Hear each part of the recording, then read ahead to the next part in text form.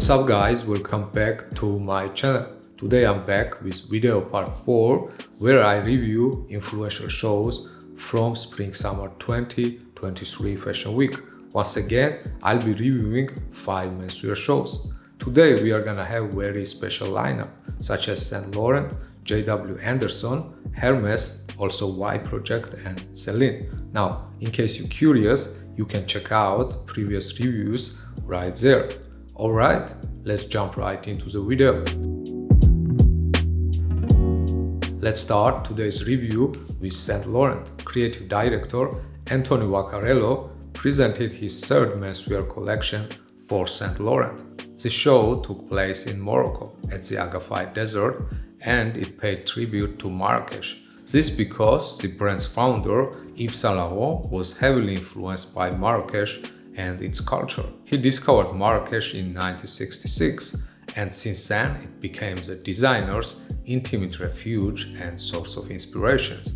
Alright, the set design of Spring-Summer 23 show was pretty magic, with its oasis and watering pool in a cycle of light.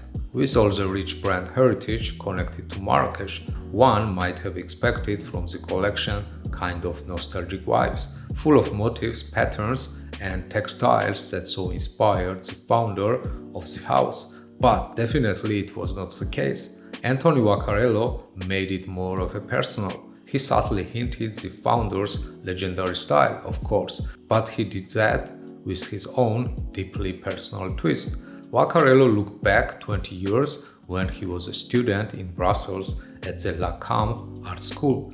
As he explained, it was how he dressed. It was a look that he loved and he wanted to recreate that spirit. The result was Saint Laurent DNA mixed with Vaccarello's take on modern elevated style.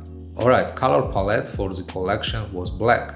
This allowed the designer to bring the silhouettes into focus better. That effect was magnified even more by the desert. The silhouettes were relaxed and fluid. We saw a fusion of masculine and feminine elements. Vaccarello reimagined and reinterpreted famous Le Smoking, the tuxedo that Saint Laurent's founder fashioned for women in the 60s. This season, Anthony Vaccarello returns his jacket to the menswear wardrobe, but with a feminine fluidity that he achieved with fabrics like silk chiffon, satin, and velvet. Designer's fine tailoring featured strong shoulder line. Pants were tight on the hips and then widening out and flapping in the wind. Outwear pieces were fluid and less constructed. There were trenches and bombers and chiffon shirts open to the waist, all designed to move and flow. Alright, in my opinion, this collection was hands down Anthony Vaccarello's best menswear collection at Saint Laurent. Even though we saw blurred boundaries in terms of male and female clothing, this collection certainly was not a statement about gender. It was more a statement about modern, elevated taste.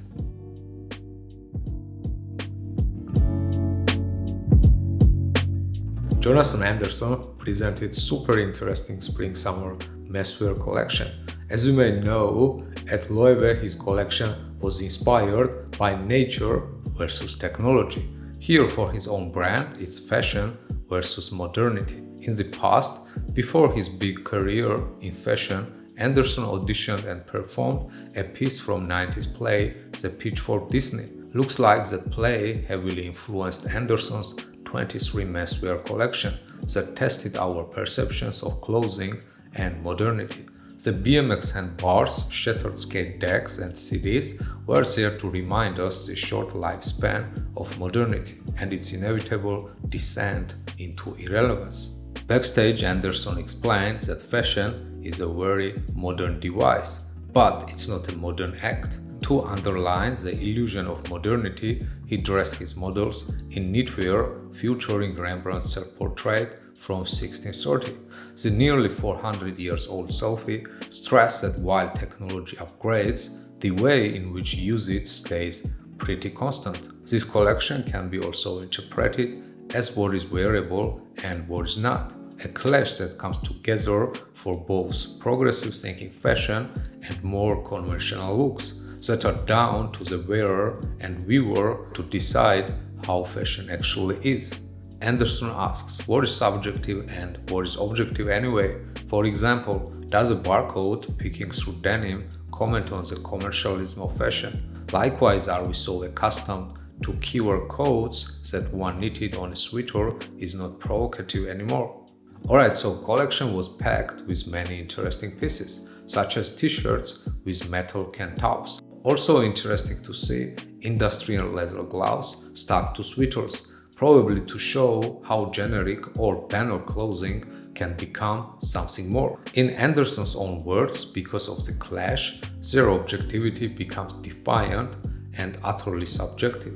Personally, I think it was super interesting to see how Anderson expressed the clash of fashion versus modernity, how wearable objects meet and clash with non-wearable objects. As Anderson said, what is subjective and what is objective, only the viewers can tell. So I'm gonna leave it to you guys to decide if the collection was any good or bad.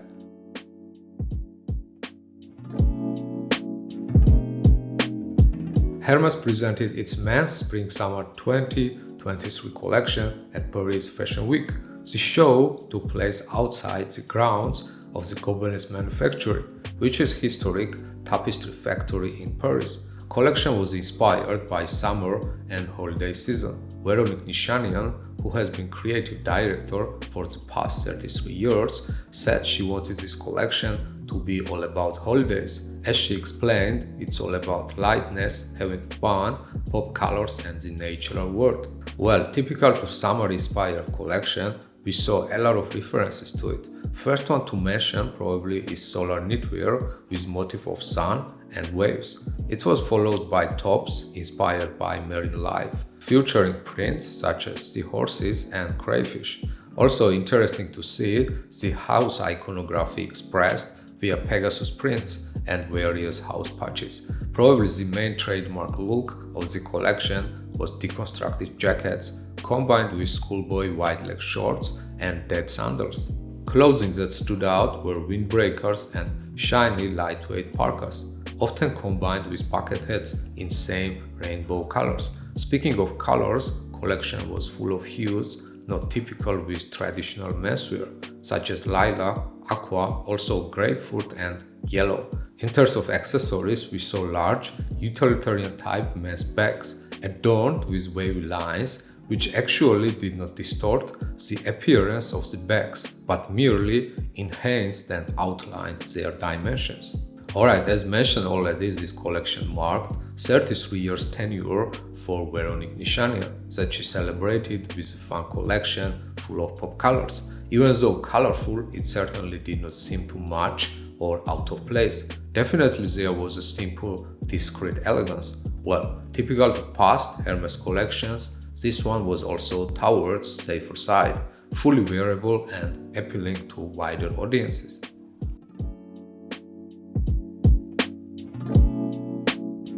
Next show we are gonna check out is Y Project. Creative director Glenn Martins picked super interesting location for his Spring-Summer menswear collection. He chose a lush garden of an elite Parisian school, where he customized and raised gravel runway.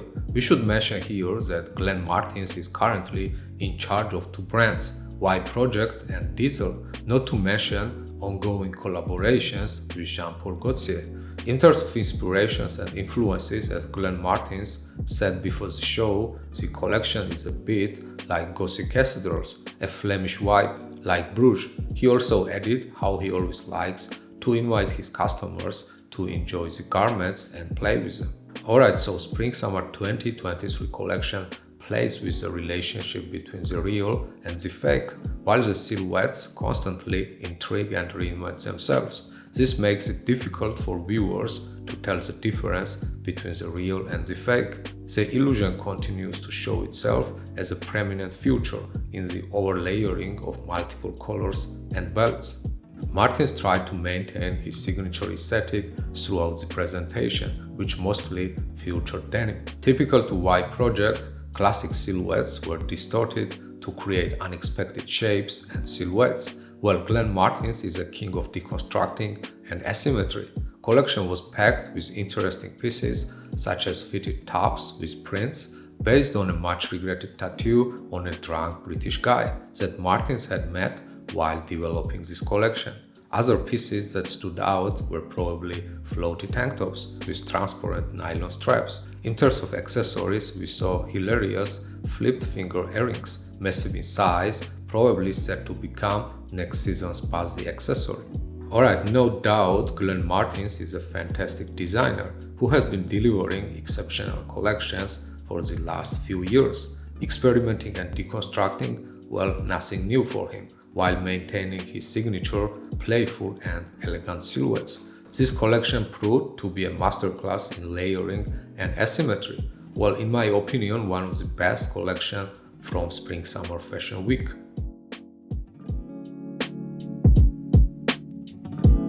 Last but not least, let's have a look at Celine 2023 Menswear collection. Titled Dysfunctional Bauhaus, the show took place at the Palais de Tokyo, Europe's largest center for contemporary art. With this collection, creative director Eddie Slimane pays tribute and marks the 20-year anniversary of Palais de Tokyo. Slimane presented his collection for Dior 20 years ago at the Palais de Tokyo, which then was still under construction. No doubt this collection was to remember his moment in his menswear reform, such as earlier Slimane collections during his Dior and Saint Laurent days. Well, typical to Eddie Slimane, the collection was rock and roll. It was heavily accessorized with crystals and rhinestones, emitting punk, grunge and emo vibes. With this collection, the designer brought out his vision of his gleaming and youthful American coolness, but in a Parisian chic way. The show was packed with oversized leather jackets and Reiki suits, reminiscent of his Dior days.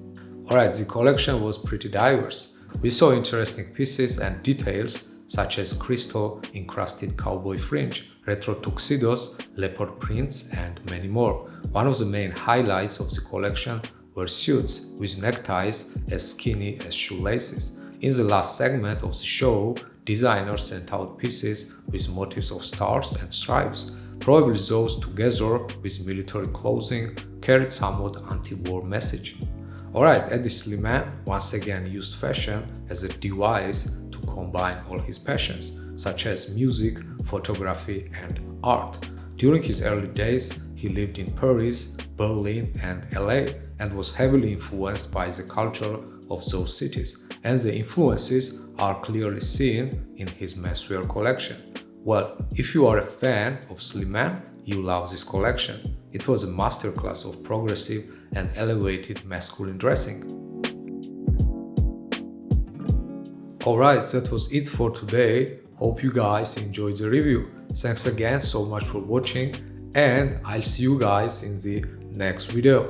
Peace.